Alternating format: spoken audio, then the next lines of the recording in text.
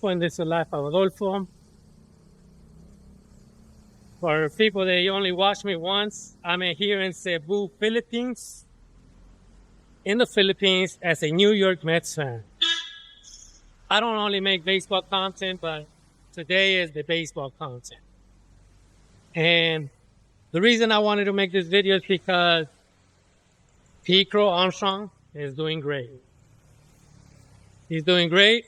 Ex-Mets player on the farm system, drafted by the Mets, and then traded for Javier Báez when we were making a run. I saw Ken Rosenthal. Ken Rosenthal is a Fox analyst, also from the Athletics. And he talked of when they were going to make that trade. And the Cubs were looking for a player from the Mets. They actually were looking for Mark Allen. By the way, Mark Allen finally started pitching after 6 years. I think he pitched in April. And the Cubs wanted Mark Allen. And they were talking about how Mark Vientos and Crow-Armstrong were talking like who's going to get traded. And eventually it was Crow-Armstrong. But one of the things that I've seen on X, Reddit, when they talk about the Crow-Armstrong is they regret that they have people that the Mets traded them. And all I got to say is, if you're competing, if you're in first place, you're bound to trade prospects. You're bound to miss on some prospects. As a matter of fact, I was looking at another TikToker. He posted all the players that the Padres traded. From Woods, Mackenzie Gore, C.J. Abrams, Luis Urias, Josh Naylor, and other players. At the same time, the Padres, one time, they had to go trade everybody because they were trying to make it to the playoffs. And this was not covered on that video.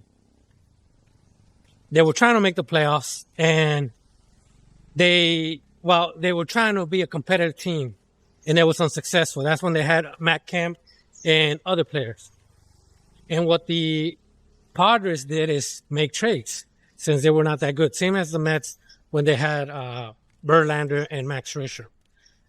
And on one of those trades, they traded James Shields for Fernando Tatis. It's regretful for the White Sox. They were trying to make a run. As you can see, there's trades when you're trying to compete. You're trying to get that final piece, regardless. I gotta be careful with the dogs. There's a lot of stray dogs here in the Philippines. I'm just letting everybody know. And sometimes they like to bite. And the reason I say sometimes is because I got bitten already. So I gotta be careful. But back to the main subject. The moral story is you're bound to make trades and lose a key prospect that you didn't think that it will hurt you later. And that's why sometimes teams don't like trading within the division. It might be because you don't want them to win the World Series or a prospect that might hurt you later on. You could look at the history of players. We'll say Doyle Alexander for John Smoltz. The Tigers were trying to win the World Series. They traded for Doyle Alexander, and they gave away John Smoltz. Jordan Alvarez, I don't know when was that, but he was a Dodger. Trey Turner, another Padre. But I'm not sure if that was more of a whatever trade. And the thing is, we look at these trades and we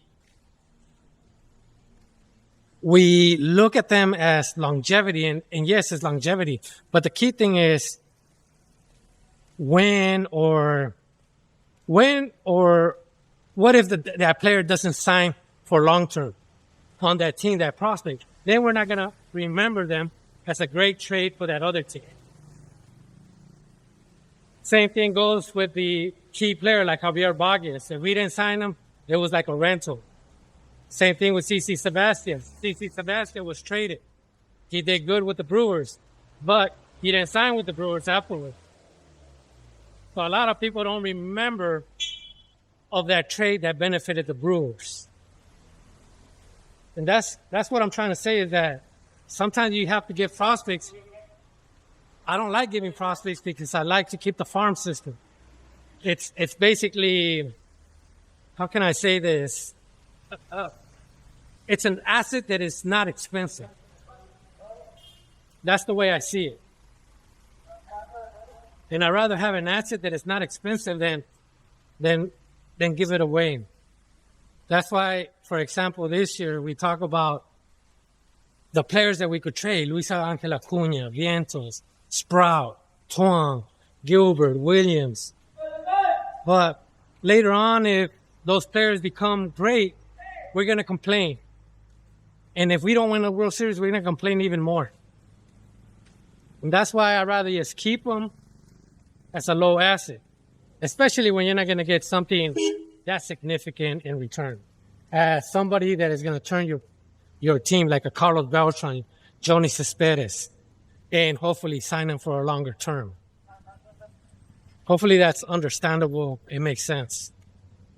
Anyways, I'm over here walking on red.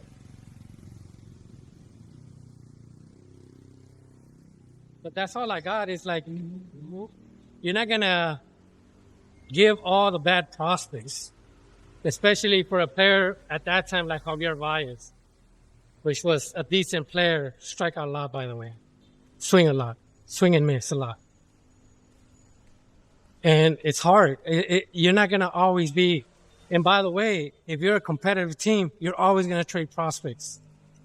If you're a bad team or a low salary team, you're always going to trade for prospects. That's the truth. I don't know the map over here. This is the first time walking over. But anyways, that's all I got. Since I got to look at the direction of where I'm walking to. All right. Have a good day. I'm not lost, but I got to look at the map. Enjoy.